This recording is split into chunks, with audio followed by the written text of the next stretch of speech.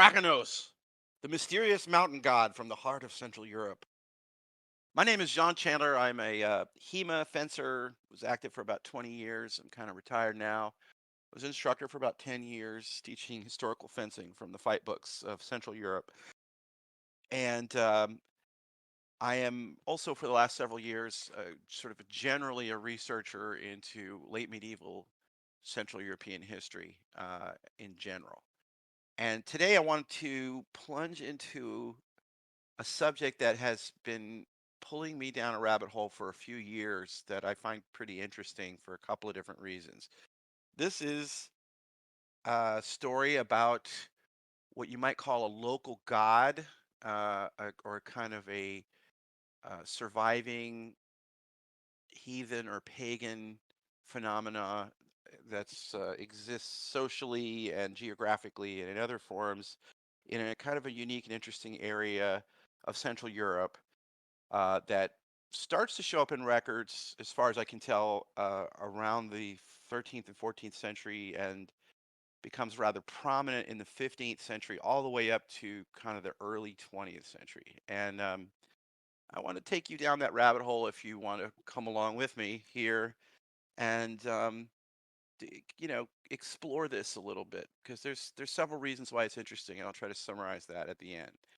So to get into this concept, we first need to do a little bit of geography and a little bit of time travel. We're going back in time to the Kingdom of Bohemia, which closely correlates to the modern country of Czechia or Czech Republic, and it encompasses the Czech and Moravian and to some extent Slovak people, as well as Germans and others that had come into the region. This is basically a West Slavic country by the time of the medieval period and continues to be to this day, which is a particular ethnic group of Slavs. And one of the nice things about Czech and the Kingdom of Bohemia uh, is that a lot of the wonderful architecture that they created, the wonderful bespoke medieval architecture, still exists in this place. So this has become a massive source of tourist revenue. Some people might say a little bit of over tourism, very much in the same way that you have in Italy and in Spain and in many other parts of Europe where they've got this old surviving architecture and the feel of a little bit of a medieval or Renaissance city. It's very enticing and interesting. And so lots of people come to places like Prague, which you see here, and to other little smaller communities all over the region to sort of experience that and to enjoy some of the other survivals of the old culture, including the beer that they brew there. It's very famous. Um, Going way back into prehistory, so before we have any written records, this seems to be a pretty unique area. There's a culture there that I'm going to fail to pronounce this correctly, but it's Unetice culture, which is named after a little village in Czechia, which was one of the early centers of metalworking in the Bronze Age. And we've got surviving artifacts from there. There's no literature to tell us really much about what they were up to, but we do have this, for example, is the Nebra sky disk, which is a remarkable astronomical object. It's not just random dots and a sort of a sun and a moon and a smiley face. These things have specific meanings, and those dots correlate to constellations in the sky. So this is representative of some quite sophisticated knowledge.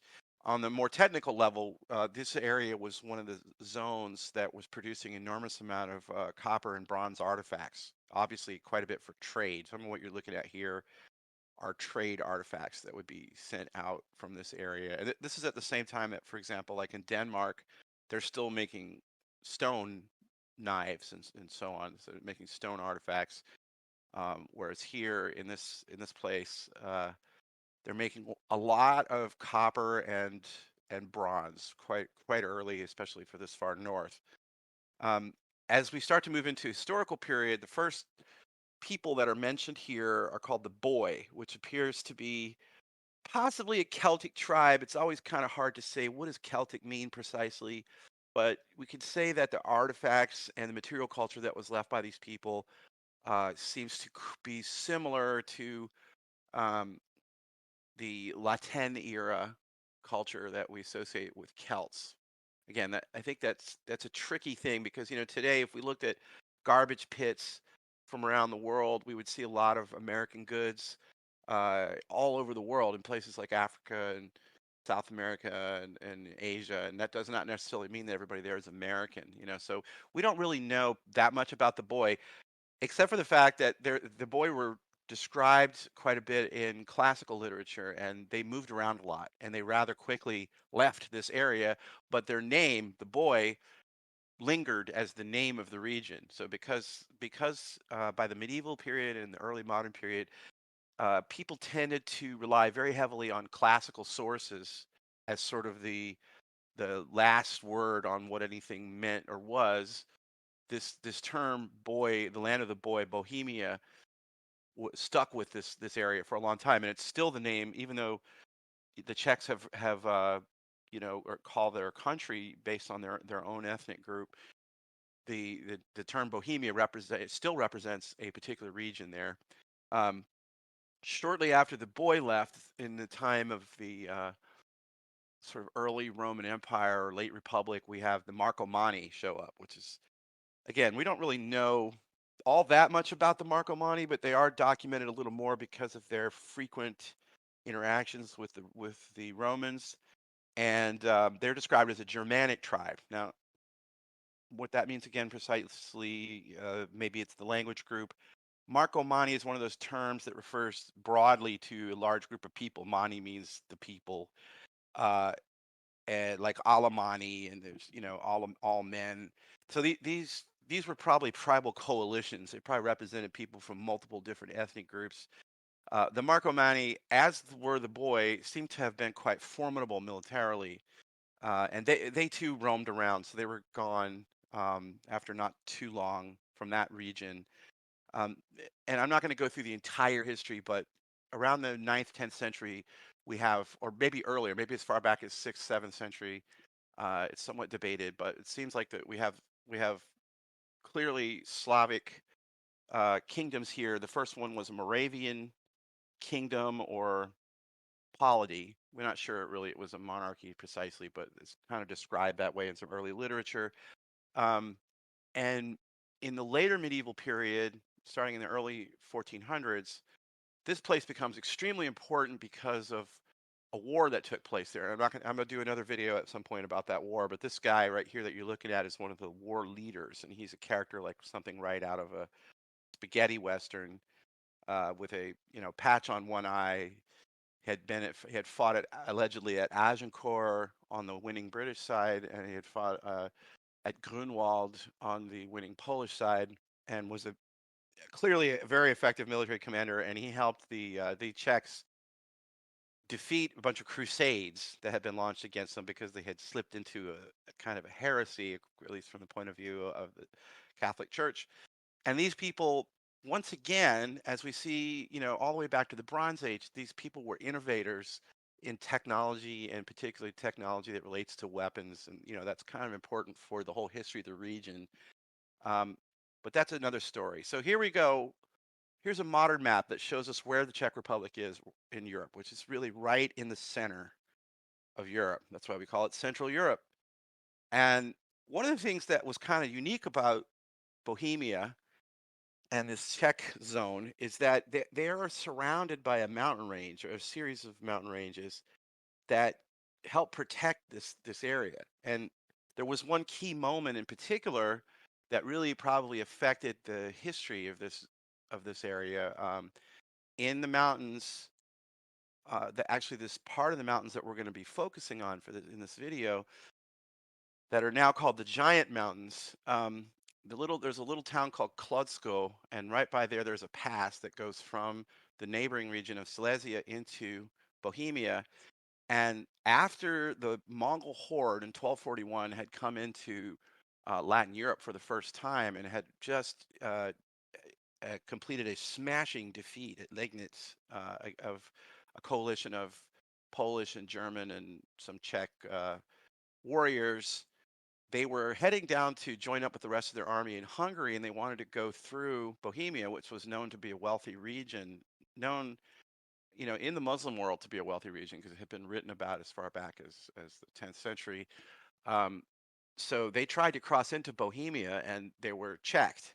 There was a little known battle, or really probably more realistically, a series of small battles that took place right in this little border area where the Bohemians under King Wenceslaus d apparently defeated the Mongols. This is something that we're pretty sure actually happened. We don't really know the details. There's a lot of debate about how many Mongols actually tried to force the pass, how many, uh, how many battles were there, how significant were they? Was it just like a really light skirmish, or was it more significant? A lot of the claims about this come around later, but there does seem to be some evidence in the local, when you get very deep into the local region there, and I'll have to come back to that another time. But that is significant for the history of this whole area. Now, the area just north of the mountain range here was devastated by the Mongols, and being devastated by the Mongols is significant in the history because not only were people killed and livestock killed and crops burned and everything, but the Mongols like to do permanent destruction to infrastructure. Genghis Khan had a particular uh, penchant for, he didn't like things like wells and terracing and bridges and just even the most basic sort of improvements to the land, because he preferred the steppe. That was the domain anyway. So this region was kind of buoyed up by the fact that the Mongols did not enter and devastate Bohemia itself, although they did apparently cross through Moravia, which is on the eastern side where you can see the river going through. Um, Here's another look at, with a modern map, at some of the mountain ranges, and we can see there's the range that kind of covers the northern part of the mountain range in Czechia is called the Sudetes Mountains, and then there's another range that are, I believe, are part of the Sudetes, which is called the Ore Mountains because of mining that was done in there. And then in between those two zones are the Giant Mountains, which is indicated here. Um, and those are named after this spirit, Krakonos, which is quite interesting in that the name has persisted so long, as have a lot of the legends and so on. So we can go back in time and look at some of the maps closer to the period where some of this activity related to our little local deity are recorded. And these maps, I really love 15th, 16th century maps in particular because they give us a lot of interesting details. They're often beautifully rendered. They kind of look like something out of a fantasy, like a Tolkien or some kind of, it looks like an adventure. Just looking to me anyway. I guess I'm a geek for maps. And it's also very interesting to see, how many communities there are. What are the known trade routes? Where are the roads? Where are the fortifications and the castles and the other strong points? There's a lot of these maps. Some of them, like this one here, is a really beautiful 16th century map that's just strange, not typical of maps from this era, and kind of has a almost like a modern look to it, like a surrealist look a little bit. But there's a reason the way it's made this way, and this map has a lot of details. Like a lot of these kind of maps, they have all kinds of interesting little Easter eggs on them. And this one has a couple in particular that I want to point out a little bit later, but I am not done exploring this one. I'm unfortunately have been unable to find it in very high resolution yet, and I'm working on that. But I think there is a gold mine of stuff on this one. And there's some others we're going to look at in a minute that really help pull me into this adventure. We also have artwork from this period. So this is a lovely map, sorry, a lovely painting, a watercolor of Prague, capital of Bohemia. And this is showing Prague Castle and a little bit of one of the municipalities just below the castle. This was done by a painter called Mathias Gerung.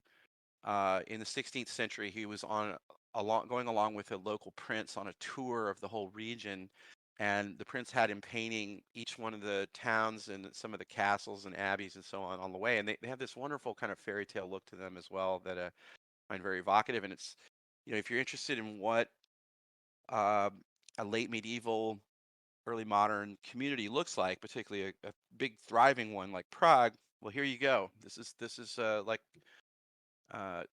almost like having a photograph from the period. And so in addition to Bohemia, which is sort of protected by the mountain ranges and wealthy and kind of sophisticated by this point, we also have this region called Silesia, which is just north and a little bit east of Bohemia. And it's a really interesting area because it's a crossroad of many cultures.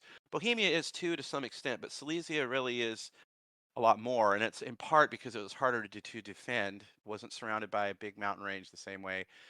Um, and it's a mix of different Slavic groups. So there's some Poles that were living there. There's Czechs. There's these people that were called the Sorbs, which is not to be confused with Serbs. It's a different group that were a Slavic tribe that was still pretty well uh, embedded in older ways, in sort of like a lot of the pre-Christian cultural traditions, whereas the Czechs by this time are fairly well Latinized and a bit urbanized. And then there's German speaking and also some people from some Flemish and French speaking, what we would today say Belgians, people from the Low Countries that had come in this area during a period in the 14th century when Emperor Charles IV was the Holy Roman Emperor. He was from the Luxembourg family that's from up there near Belgium, and he brought a lot of his people to Prague, where he had made it, which he had made into his capital during his reign. And he was heavily involved in Silesia as well, and he made Silesia for a while technically part of Bohemia, which kind of caused some trouble. But so Silesia is a mix. You got a lot of places where especially in the towns and in some of the little princely domains, some of your castles and so on of the little counts and dukes are German speaking, and they have a particular dialect here, a German dialect that had a lot of Slavic loan words and stuff. And then you've got Czechs and Poles and Sorbs, and then there's a fairly strong community of traders and mercenaries and people from outside the area. So you have Flemish and Hungarians and lots of Italians around, and even some English and Scots and Irish in this area. So here's where it's positioned. This is a German map. Everything's in German here, but Schlesien is German for Silesia. And you can see there's a big river that goes down the middle of it, and that's the Oder River. It's a very important trade artery. Silesia also lies athwart some of the big road trade routes, the Via Regia and Via Imperia. There's a lot of the trade that's coming from down the Silk Road is moving from east to west here, and then back the other way because, of course, the Silk Road they also traded stuff to the east, and then it's also on a north-south trade route that comes from Prussia in the far north, bringing things like amber all the way down to Italy, which is in turn producing all kinds of technological artifacts, tools, glass, things like that from Italy and also from places like in Bohemia where they produce a lot of glass too. But that stuff's moving north. So there's a big north-south and east-west trade routes that are going on here that are quite important. And then the area that's just to the west of there is called Lusatia, which is a somewhat urbanized zone that ended up being taken over by a bunch of little towns. It's also a very interesting area, but that's another story for another time. And here on the map where you see it says Mara, and that's Moravia. That's another West Slavic group that are very closely linked to the Czechs, but they are somewhat distinct. So here's another. This is like I think an 18th or 19th century map of Silesia, and you can see that it's sort of divided um, in colors. The different regions and the division in Silesia is down to the language spoken. Upper Silesia, which is the bottom right part, where the river is a little more shallow.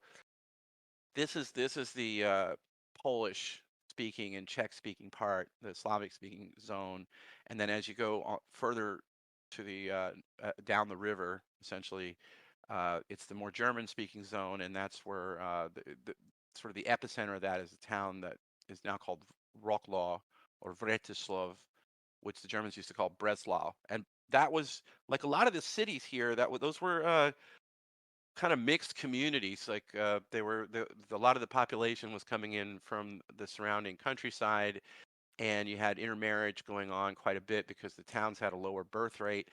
But the people in the town mostly spoke German, so it's a really interesting mix that was going on here with a certain amount of static. But there was this whole crusade against the Czechs was probably the biggest problem they had, but they all actually got along fairly well in this era, and that all kind of went to hell in much later on.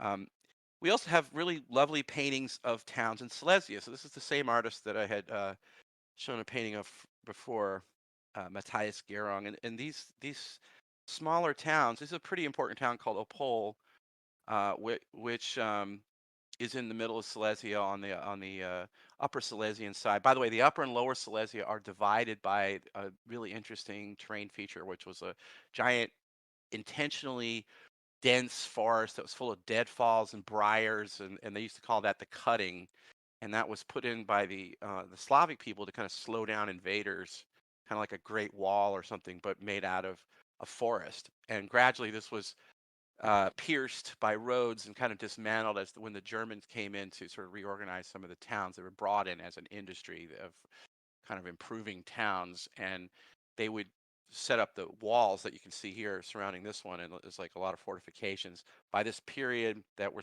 kind of starting in the 1400s, all of these towns are fortified, and a lot of them are autonomous communities. They're sort of self-managed. They've got their own little town councils, and they make their own policies. They have their own militias.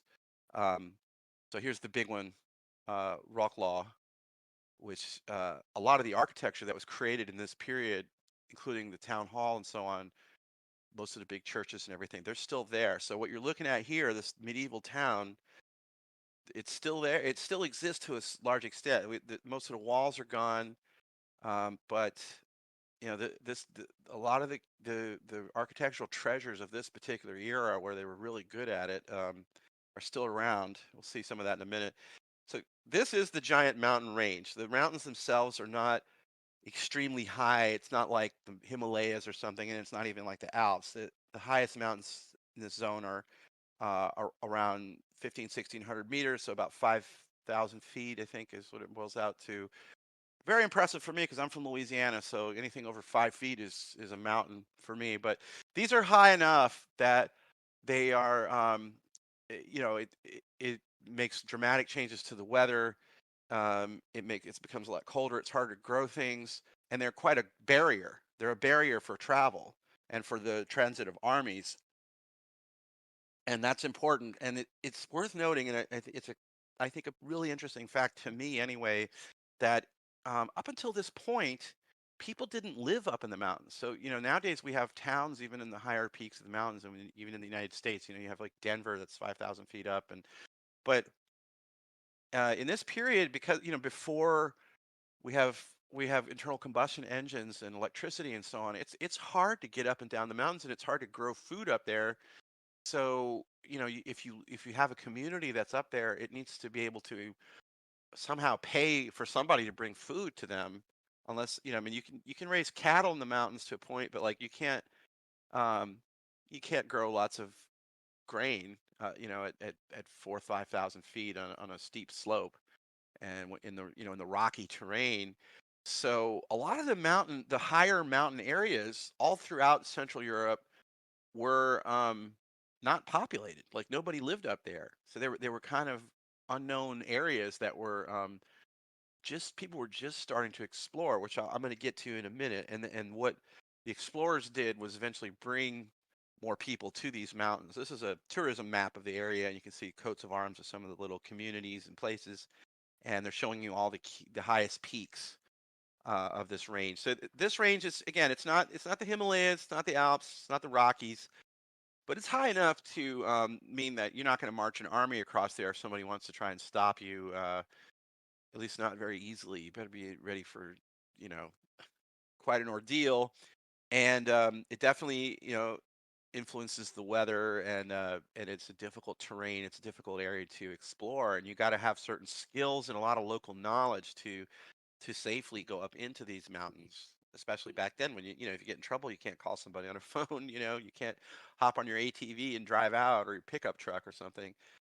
Um, this is a beautiful area, and it's got an interesting look to it that I think is a little bit unique, although it is a look that you see throughout this area, throughout kind of like southern Poland and Czechia, Moravia, Slovakia, but there's a lot of these are called, I think these are called tor rock formations. A lot of these quite striking, beautiful landscape.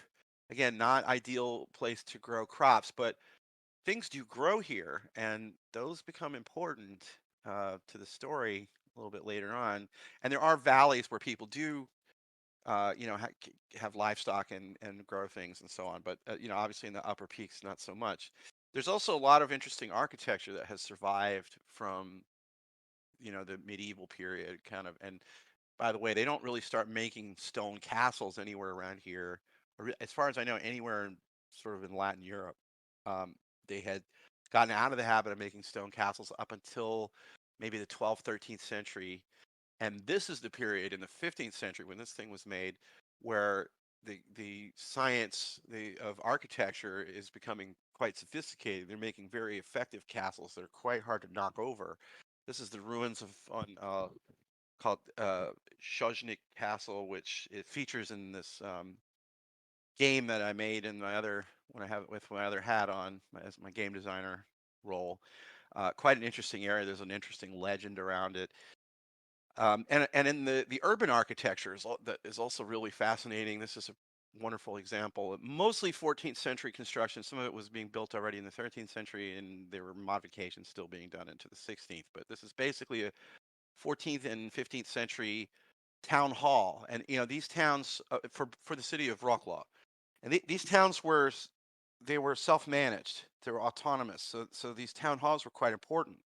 They're usually somewhat fortified. It's a pretty strongly built building, and there's a big lookout tower on the top of that. That's not by accident. Um, but it represents, this is where the town council and the burgomeister would be, and all the sort of clerks and functionaries that run the city. And it's where the citizens were constantly going and making demands, and hey, we want to see the books, or why did you make this decision or that decision, or we want to vote on this before, we don't want to go to war with somebody over just on your decision. So it's very lively. Their systems of government were volatile, and often come right up to the edge of violence in terms of all the constant pushing and shoving between all the different factions. They did usually back down from serious violence, but quite dynamic, quite interesting, communities. And we have the surviving evidence of these is really beautiful. This town, the other thing about this town hall worth pointing out, there's a couple of really nice astronomical clocks that you can see there on it. It also has a bar that's supposed to be the oldest operating bar in Europe, although there's 6 or 7 places that make that claim. But this has been a bar since around the 12th century, and it serves a particular beer that comes from another little medieval town that's not too far away, and there's a whole interesting story behind that. But yeah, the town hall has a bar in the basement, and you can go in there and get some pretty good beer, from what I understand. So trying to understand this area, I do like to look at the old maps. So, um, from the 17th century on back, often there's a lot of interesting details in some of these maps, and um, I I was particularly drawn in by this map created by Martin Hellwig, and I saw a couple of pictures from the map, and here's a little bit cleaner excerpt of it that had a couple of little Easter eggs on it that really draw my attention, including one that specifically relates to Krakonos. And I think again, these maps are very useful for trying to understand the period. Now, this one's a little confusing because on this map, north is south. I guess the standard decision to make all maps face, up. I'm sorry, north is down. So normally on a modern map, north is the top of the map. Well, in this one and one or two other ones that I have in this presentation are the opposite. That's a little confusing. But the map is really interesting, and there's all kinds of fascinating details to it. In particular, here, two things I found amusing. There's a town here that was back then called Monsterburg, and there's one called Frankenstein. And then right just a little bit to the right of them on this map, there's a little character depicted here, and I was curious, like, what is that guy? Who is this character? And that, of course, is Krakonos, who the Germans called Rubezahl. and we'll talk about why they call them that. But you notice this really interesting depiction here. It's sort of like a humanoid figure with antlers. It looks sort of like the Celtic god that's on the Gunderstop Cauldron in Denmark. Um, Here's that other map that I showed you, the really interesting kind of whimsical, modern-looking one. This one also has an interesting figure there on the top, and we can see on yet one of the other maps here it mentions Krakonos down on the bottom map. This is another one where the uh, north is south. Here's a close up. Again, I unfortunately could not get a super high res image of this map, but we can see it looks like pretty much the same Krakonos figure. And then there's some other people here, which I'll kind of talk about in a bit. But this is the image that's from both of those maps. So this interesting creature, Krakonos. This has become the kind of representative of what people use when they're trying to point out Krakonos or depict him. Um, we do have a few old-ish uh, reliefs and some statues. Some of these were built, for tourism purposes because the idea of Krakonos has increased in popularity over time and become a tourist draw. And so not all of these are ancient by any stretch. This one is a statue in a Czech town called Trutnov, and I particularly like that one. Krakonos is described in multiple different ways. So sometimes in some of the folk tales that have come down to us that we're not really sure how um, how modified these were over time. But sometimes Krakonos is described as an old man, a strange-looking old man, often with a beard. Sometimes it's almost like a Gandalf kind of wizard outfit, or like a sort of maybe like a little bit like Odin, although I don't know of any depictions of him with one eye. But it's a figure that you see up in the high mountain passes in the giant mountain range, in the Krakonos range. And sometimes it's a man, sometimes it seems to be like an animal, but maybe it's a giant. So sometimes it's depicted as Krakonos can take a step and go from peak to peak, so just enormous. Sometimes as a very small creature like a gnome, which comes into play in a particular set of legends. And uh, there's some sensitivity about some of those legends, which I'll come back to in a minute. Um, we do have some interesting descriptions of Krakonos. This is from an 18th century book of collection of legends from throughout Central Europe, and the author describes Krakonos in interesting ways as Rubizal, which is what the Germans called him. You should know, has the nature of a powerful genius, capricious, impetuous, peculiar, rascally, crude, immodest, haughty, vain, fickle. Today your warmest friend, tomorrow alien and cold, roguish and respectable, stubborn and flexible. So this is pretty typical of kind of like trolls and fairies and any kind of fey creature that you'll run across in the literature.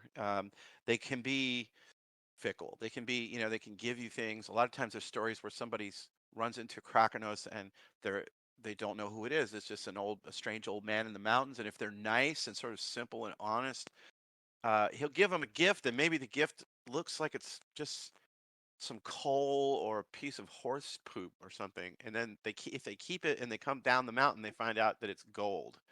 And then sometimes people are rude to Krakonos. For example, calling him Rubizal is considered rude.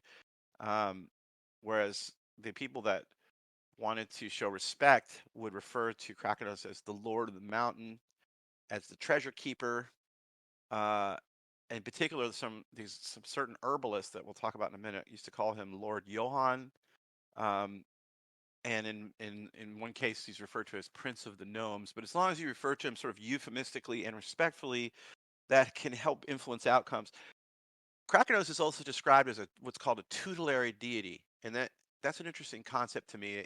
I think what it means is that the stories about the spirit or the deity or uh, the creature tell you things about something in the real world. So for example, there's tutelary deity about beekeeping that it's a god of bees, and it tells you all kinds of stories that are analogies for what bees do and how to take care of bees and all the kind of problems you can have with bees. Well, anything to do with mountains, high mountains, where the weather can change unpredictably and there's dangerous animals, there's bears, wolves. They had aurochs in those days, which is sort of like a European version of a Cape buffalo. There's and there's bandits that can be roaming around. All kinds of dangers up in the mountains, and it can suddenly, fog can take over where you can't see anything. It can start snowing out of nowhere. It can start sleeting, raining. Um, a river can start flooding. You can have avalanches and rock slides, and so it's extremely perilous, especially if you don't know what you're doing. So there's a certain level of superstition when you're dealing with anything that's perilous. Sailors are very superstitious. Well, mountain people can be as well, and a lot of that gets wrapped up into this whole concept of Krakonos. Now, of course, the concept of Krakonos got really popular, and it became, um, it starts to become kitsch. It starts to become children's stories and fairy tales and children's movies, and there's all these like postcards from the 19th century depicting sometimes some of the little stories that have to do with Krakonos, and um, it starts to become a little bit of a cartoon, by that time. But it's worth keeping in mind that fairy tales that we think of as something for amusing children, and which Albert Einstein used to say, if you want your kids to be smart, read them fairy tales. If you want them to be really smart, read them more fairy tales. Fairy tales, which we think of sort of silly, cute stories, are echoes of earlier s- stories and oral traditions that were very serious. Partly they were serious because as analogies they were tutelary. This is a way to teach about how to deal with fire or how to deal with rivers or how to deal with mountains. And sometimes there was a certain literal element to them that people took seriously as well. And that it's always amusing to me that a lot of Americans that I know, like they're sort of wary of and even don't like the Brothers Grimm because those stories are so harsh. Well, that's because those stories are a little bit less filtered. They're a little bit less stepped on, and a lot of them do refer back to periods when this stuff was taken seriously. So, of course, being the Czech region, there is beer. There's beer named after Krakonos, and it's probably pretty good beer if you know that zone. This one's from Trutnov, where the fountain is. By the way, the fountain goes along with the beer because the towns that had good water sources were the ones that would produce beer quite often. The Schweidnitz beer that is in the beer cellar in the Rocklaw town hall is also a big beer brewing center because of good water sources. There's sort of a myth that people used to drink beer in the Middle Ages because it was safer than drinking water, but if your water source was contaminated, you could not make beer. They also make mead, which is out of a very special plants. I'm going to come back to that in a minute. So you can buy Krakonos mead.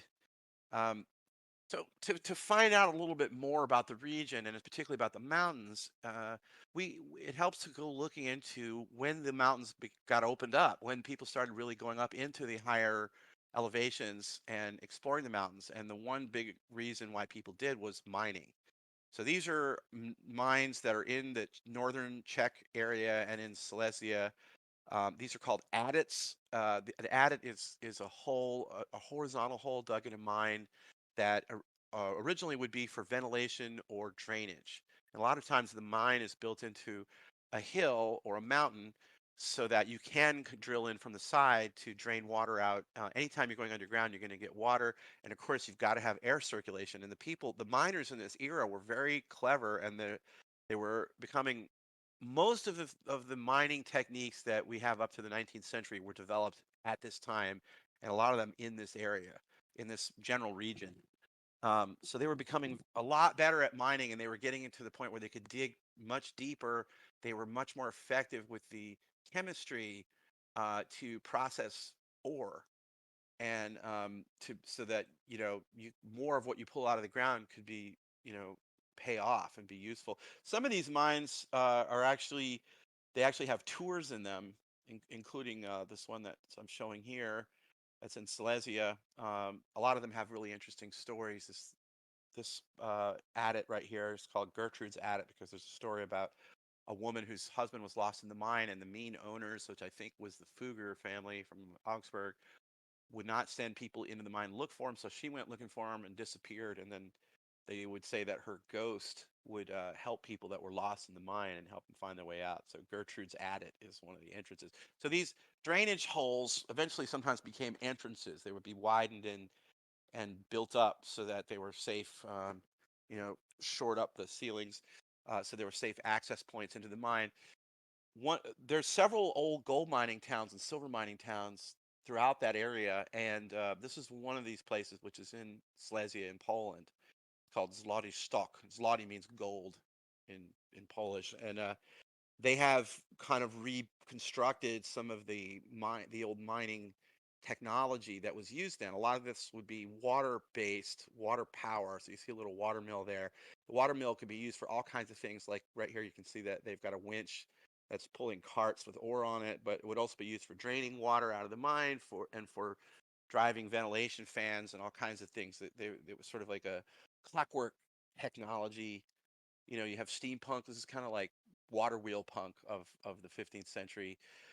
We also have mining literature from this period, which is very helpful and interesting to help understand what life was like for the miners. And so this is one from Austria. You can see some guys looking at ore here, working in the mines, using different kinds of machinery. Little oil lamp. The oil lamp, by the way, is how people would have light down in places like that, in underground spaces. Torches produce lots and lots of smoke and don't burn very long, and have all kind of other issues. And candles, are just going to go out if you're moving around. And lanterns are basically a fancy oil lamp with a cover, and that comes a little late. I mean, they had them by then, but they're a bit expensive.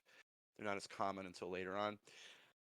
Uh, we can see a little bit of how some of the mines were made, and again, here's some of the water power technology. This is a water powered a water wheel that's driving two bellows that are working a forge, and then there's also a water powered trip hammer here. You can see the guys uh, forging some iron or steel.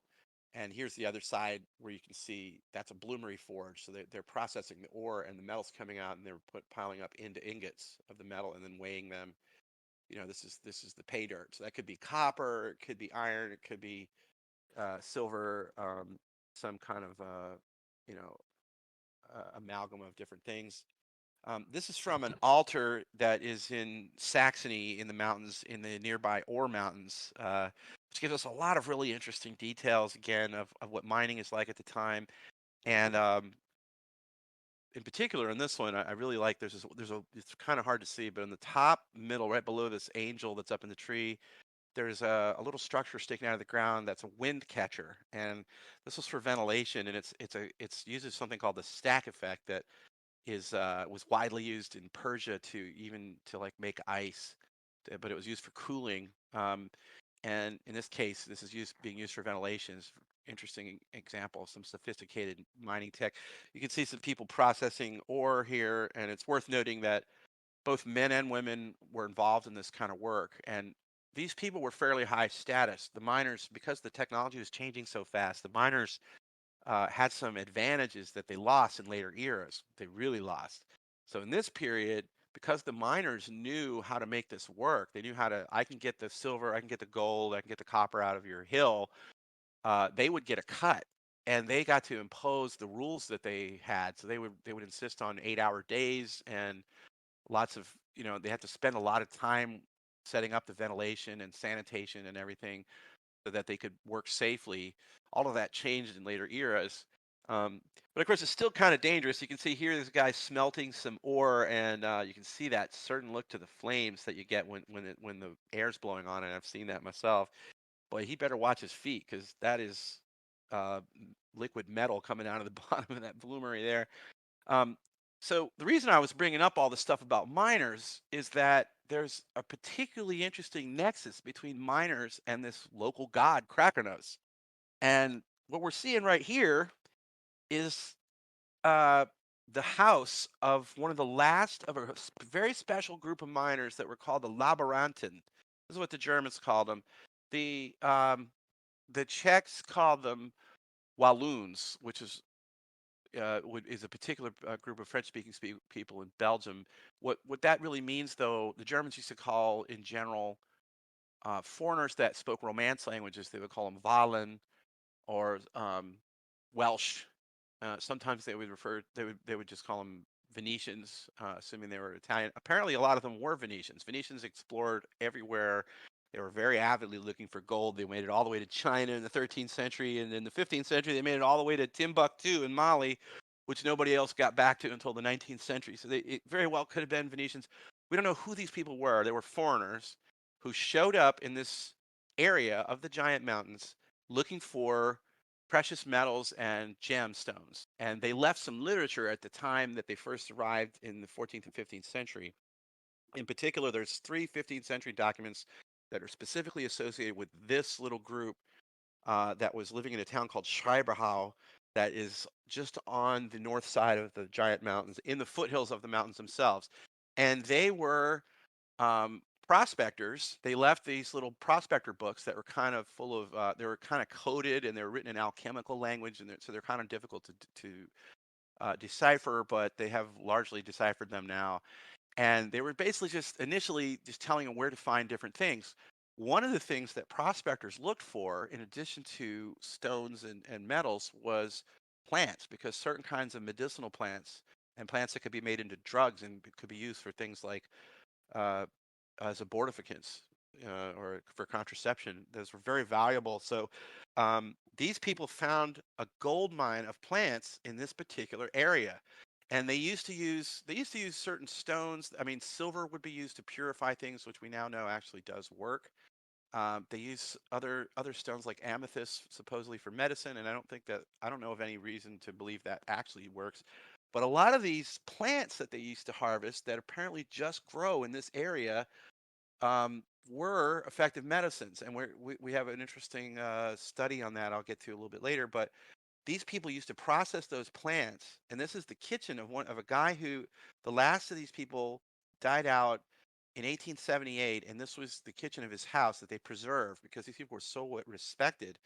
And they were sort of driven out of business because there were laws passed that said anything that we don't know really the reasons for, we're not going to allow in the field of medicine anymore. There was physicians and pharmacists and little companies and stuff that were starting to come together. And this was during the Enlightenment and the period where they were trying to be rational. And unfortunately, they kind of went backward on some things at that period. This was also when they decided that some of the old texts that they used to study in medicine in the Middle Ages, like Galen and Hippocrates and Avicenna, who used to say things like you should wash your hands between surgeries or before surgeries or when examining a patient. You should boil your surgical instruments and you should use, silver and copper instruments by preference and so forth. All that was dropped because there was no known reason for it. I mean, if you're reading Avicenna, he's going to say the gin of disease will affect your surgical instruments, so you should boil them to purify them. And he means purifying in kind of a spiritual way. So for the 18th century people, the 19th century people, they thought that was nonsense. So they stopped doing it, and as a result, child mortality and the mortality of battlefield medicine seems to have gone up. I've been kind of looking into this with some friends, and I'm looking for some more concrete numbers on that. I've gathered some data, and it does seem like it may be the case that this is what happened. So possibly these people were sort of driven out of business for no good reason, but they were extremely well regarded for a long time in this region. And these foreigners, prospectors, arrived in this zone and then quickly became sort of medicine men or medicine women. And they they're probably an example of what we call the cunning folk, or people that are sort of associated with magic in the medieval and in the early modern period, but they're respectable. So they weren't really bothered too much, depending on what country you're talking about. But they were usually kind of tolerated and left alone, even in the 17th century when the religious wars were going on, and there was a lot of witch burnings and all that kind of stuff. Like that was kind of post medieval that most of that took place. But even in that period, these cunning folk were sort of left alone. This is another depiction of the Laboranta, and that means lab workers. This is a German term, and again, the Czechs tend to and the Poles call them Walloons. But so whoever they were, what they were doing is going up into the mountains and harvesting these very rare plants that we now know there's some kind of micro environments, microclimates up in this mountain range in the giant mountains where there's all these species of plants and flora that don't really grow so well either anywhere else or in most other places. These people were being very secretive about those plants, and they called the places where they grew Krakonos gardens. And here's where it gets pretty interesting because these herbalist prospector people, the Labyrinthine, openly referred to Krakonos as Lord Johann, and they used to go through these very elaborate rituals before they would go up into the mountains and after they came back. And they were trying to be very respectful to Lord Krakonos and not over harvest or to damage the land in their mining and so on. And because their medicines were so well regarded that this all of this was tolerated by the other people around there, they seem to have had a very high reputation from everything I've been able to find so far, although I'm still only like halfway through this rabbit hole. So that other little Easter egg I was mentioning earlier on one of the maps, this is, I believe, the Labyrinthine gathering herbs, just very close to where Krakonos is. And I'll know better when I have a higher resolution image of this map where I can read what's written there. But pretty sure that's them. They're supposed to be on this map somewhere, and it does look like there's some people there gathering herbs. Um, there seems to have been some pretty unusual flora in this particular part of the mountains, and this has been confirmed in some modern academic studies. And these are just some of the flowers because flowers look better. Although not all these medicines were from flowers, some of them were from roots. And these herbs are still considered medicine in that area, and you can buy them. I haven't bought any yet, but I would love to. Um, so we have this really interesting nexus here between sort of uh, medicine, and I'll get more into that in just a second. That looks to be real, that connects these people from the Middle Ages that were sort of quasi pagan, at least quasi pagan. I'm sure they also went to church and everything, but they seem to have regarded Krakonos as a local, at least a local deity. And I don't know really exactly how that fits into Christianity, because I think they were probably also Christians, but it's quite an interesting example of sort of surviving pagan traditions. We also know a bit about the history of all this from a genre of literature that the Germans called Krautbuch, which means cabbage books. These are herbalist books that was started by she was either an abbess or maybe possibly a beguine, a female uh, mystic spiritualist person called Hildegard von Bingen, a very interesting character, and she was educated, and she had studied Pliny the Elder, who was the classical expert on anything to do with nature. And Pliny said that you must observe nature to understand life and reality. And when he says observe nature, he doesn't mean just look out the window and, oh, there's a bird. He means really going in there and looking at in exacting detail the way a modern biologist would. And Hildegard pointed out that, Pliny lived in Greece and he lived in another time. And he says that we should look at nature, not just look at what he looked at.